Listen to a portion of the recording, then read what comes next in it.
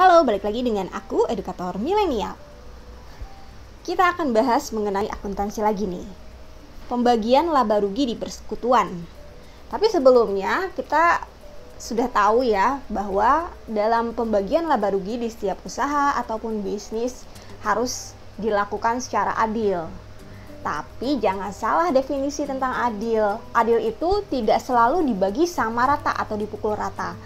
Namun adil itu adalah menempatkan atau membagikan sesuatu sesuai dengan porsinya. Kalau di sini kita bisa lihat ya, sesuai dengan kontribusi dari sekutunya masing-masing. Entah itu waktu, modal, ataupun skill yang dimiliki oleh masing-masing sekutu.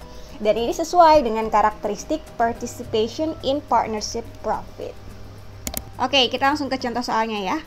A menyetor 51 juta rupiah, B menyetor 54 juta rupiah, dan C menyetor 45 juta rupiah. Dan jumlah modal disetornya adalah 150 juta rupiah. Laba bersih persekutuan adalah 9 juta rupiah. Nah, kalau dari sini kita jangan sampai terkecoh dengan angka ini yang ada di tabel. Ini hanyalah additional information. Angka yang kita gunakan dalam perhitungan pembagian laba rugi di persekutuan adalah laba bersih persekutuan dan juga jumlah sekutunya. Cara menghitungnya ketika dibagi rata atau laba dibagi sama adalah berapa jumlah laba bersihnya dibagi dengan berapa jumlah sekutunya. Di soal ini laba bersihnya adalah 9 juta rupiah dan jumlah sekutunya ada 3 orang, A, B, dan C. Maka 9 juta dibagi 3, hasilnya 3 juta rupiah. Itu artinya A, B, dan C masing-masing akan mendapatkan 3 juta rupiah sebagai laba dari persekutuan. Oke, kita lanjut ke metode berikutnya ya. Laba dibagi dengan rasio tertentu. Ini soalnya sama ya dengan yang di atas. Bedanya kalau di yang kedua ini ada rasionya. Nah, ini dari soal sudah tertera. Kalau di dunia nyatanya biasanya ada di perjanjian ya dalam persekutuan tersebut. Kita langsung aja ya.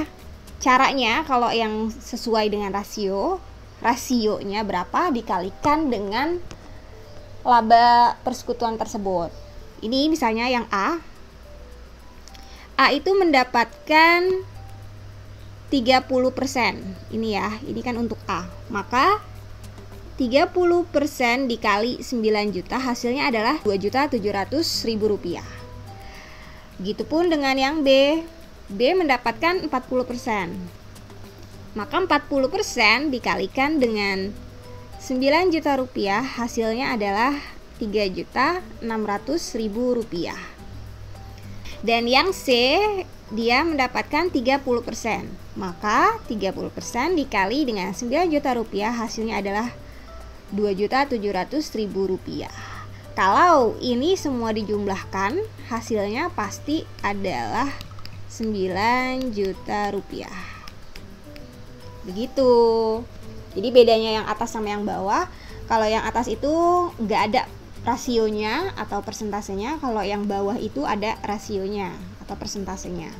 Tinggal dikali. Kalau yang atas itu rumusnya labanya berapa dibagi jumlah sekutu. Kalau yang kedua ini caranya berapa rasionya dikalikan dengan laba. Ingat laba ya, laba bersihnya berapa. Jangan sampai nanti kalian salah paham atau salah menggunakan angka jumlah modal yang disetor. Jangan ya.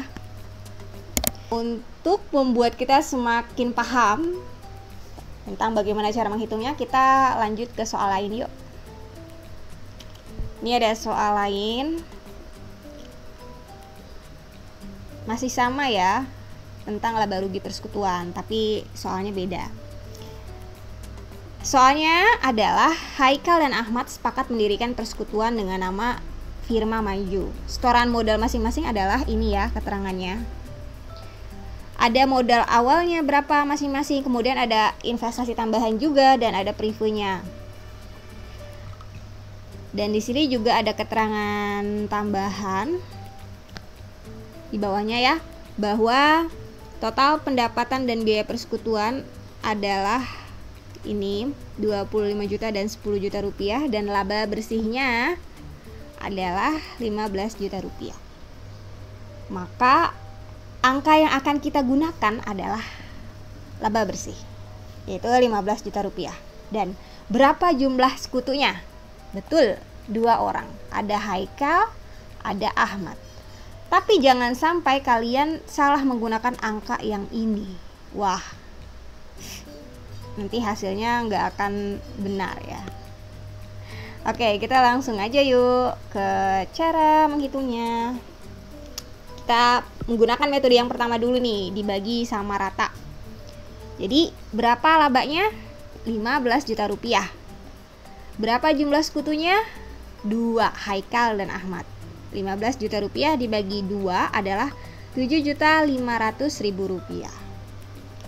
Sekarang kita ke metode berikutnya, yaitu dibagi berdasarkan rasio tertentu. Rasionya itu, ini ada di soal ya, 55 sama 45. Haikal mendapatkan 55 dan Ahmad mendapatkan 45. Maka untuk Haikal, 55% dikali dengan 15 juta rupiah, hasilnya adalah 8.250.000 rupiah. Dan untuk Ahmad, dia 45% dikalikan dengan 15 juta rupiah, maka hasilnya adalah 6.750.000 rupiah. Dan ini kalau ditotalkan atau dijumlahkan, hasilnya adalah 15 juta rupiah. Begitu, mudah kan? Semoga kalian semua bisa paham ya, dan bisa langsung mengerjakan soal nih kalau misalnya ada soal seperti ini.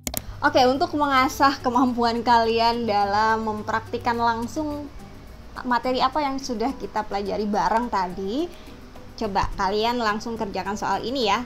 Ini adalah soal tentang pembagian laba rugi di persekutuan yang tadi kita bahas. Dan coba kalian pause dulu videonya dan kerjakan. Oke, silakan di pause dan aku akan tunggu ya. Semangat!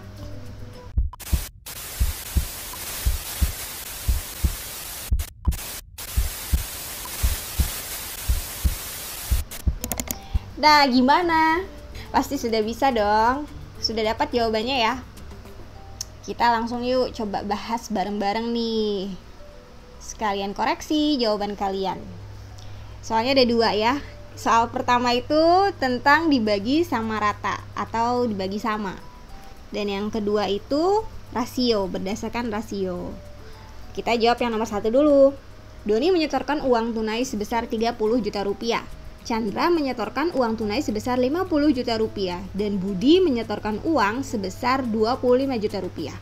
Maka apabila persekutuan memperoleh laba 45 juta rupiah dan metodenya menggunakan metode dibagi sama ya, maka berapa laba yang akan didapatkan oleh masing-masing sekutu? Betul. Pertama kita tahu dulu labanya berapa, dan kita harus tahu juga jumlah sekutunya itu ada berapa. Betul ya, ada 3. Ada Doni, Budi, dan Chandra. Maka ya udah, kita masukkan aja angkanya. Labanya 45 juta rupiah dibagi jumlah sekutunya 3. Maka hasilnya adalah 15 juta rupiah. Dan 15 juta rupiah ini adalah nominal yang akan didapatkan oleh masing-masing sekutu sebagai laba persekutuan. Good, lanjut nih, kita ke metode yang kedua atau soal yang kedua.